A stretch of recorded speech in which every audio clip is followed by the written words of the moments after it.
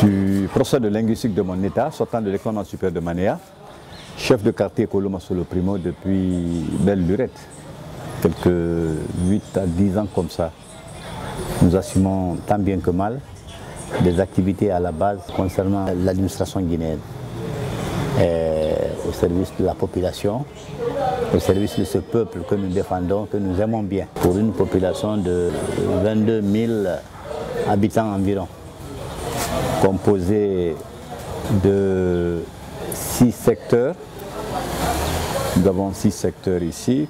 Nous avons le secteur dispensaire, nous avons le secteur clinique chinoise, secteur collège, école primaire et Bomboli, que vous appelez couramment Samantaya ou je ne sais pas, là où se trouvait la radio de Mandian Sidibé. La planète à l'est, nous avons Samantaya et au côté opposé, à l'est, nous avons, n'est-ce pas, l'ambassade des États-Unis, la RTG, bon, et toute cette zone que vous connaissez là, l'ambassade des États, actuellement il y a le ministère des Affaires étrangères, il y a la RPT, nous faisons limite avec Koloma 1.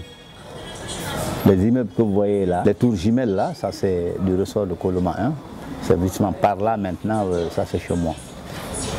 Avec une population tantôt que je disais de 22 000 habitants à peu près. C'est très intéressant parce que les gens, bon, ils ne savent pas, il y a 3 Koloma. Koloma 1, Koloma 2, Koloma 3. Et toute cette étendue géographique que vous connaissez, c'est-à-dire à partir de ma sphère géopolitique là, et en amont, vous avez Koloma 2, et après vers Bambeto, de Bambeto vers Nassourlaye qui fait limite à Koloma 1. Donc les 3 Koloma, anciennement étaient très déserts. C'était un lieu favori pour les chasseurs.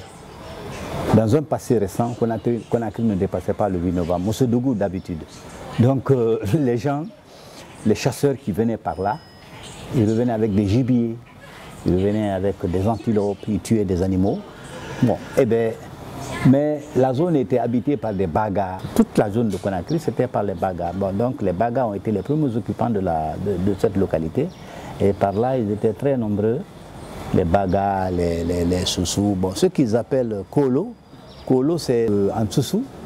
Kolo signifie caméléon. Il y avait énormément de caméléons.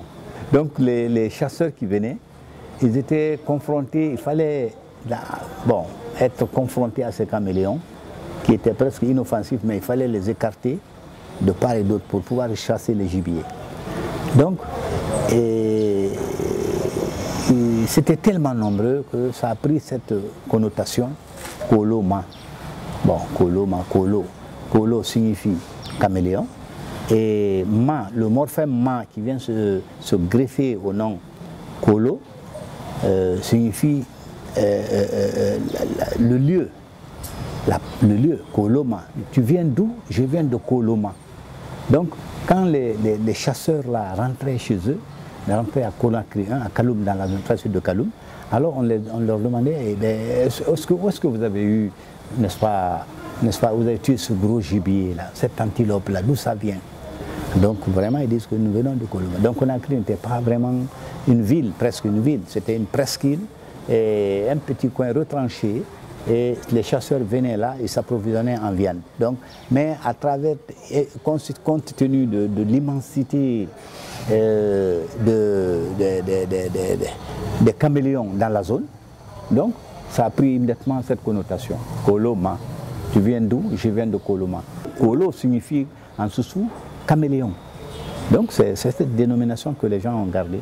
Kolo. Kolo signifie effectivement caméléon.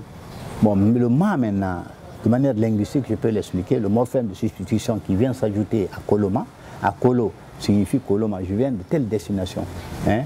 Vous avez d'autres morphèmes de définition, nous avons, pour entrer un peu en linguistique, qui est, quand tu dis par exemple, vous savez, c'est des langues à opposition unique, le Soussou, le Malinké, c'est des langues à opposition unique, donc ils sont caractérisés par un même morphème de définition.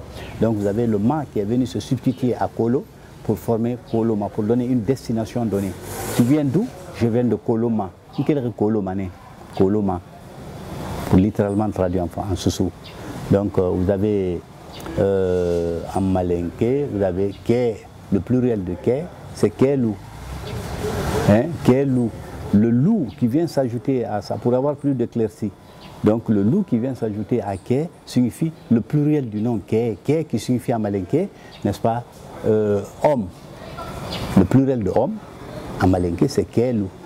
Mosolou, les femmes. Donc c'est pour dire autant que Conakry s'est agrandi énormément. Nous pouvons dire peut-être dans quelques années, Conakry atteindra peut-être Kindia. Parce que vous voyez, nous sommes déjà vers Kouria et vous avez vu combien de fois ça s'est allongé. L'activité, c'est l'agriculture, l'élevage. Bon, presque tous les États africains, là, en général, les villages africains, c'est l'agriculture, l'élevage, la pêche. Vous voyez, les besoins primaires. Vous voyez, les gens ils sont enclins à se procurer, à satisfaire leurs besoins primaires. Donc, le développement n'est pas là. Donc c'est ce qui fait que les gens se livraient à l'agriculture, surtout les bagas, c'est-à-dire la riziculture et, n'est-ce pas, la pêche, n'est-ce pas? Et en fait, c'est justement pour satisfaire leurs besoins primaires, la principale activité. Maintenant, avec l'arrivée d'autres, avec l'expansion de la ville, n'est-ce pas, il y a eu une démographie galopante.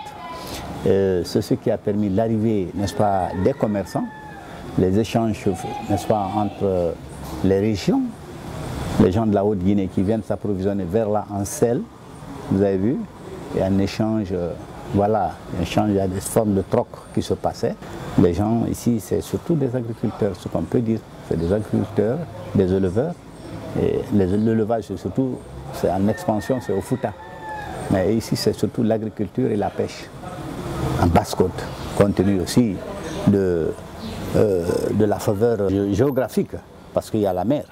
Donc il y a, n'est-ce pas, le côté, n'est-ce pas, des poissons, il y a la mer, donc on peut se procurer des poissons, le sol se prête à l'agriculture, donc vraiment il n'y a pas d'activité commerciale. Mais avec je le disais tantôt, avec l'arrivée des gens de la Haute-Guinée, du Fouta, les gens sont approvisionnés, le coin, l'expansion aussi de la zone, l'explosion démographique, les gens sont venus, les commerçants sont venus, ils se sont installés.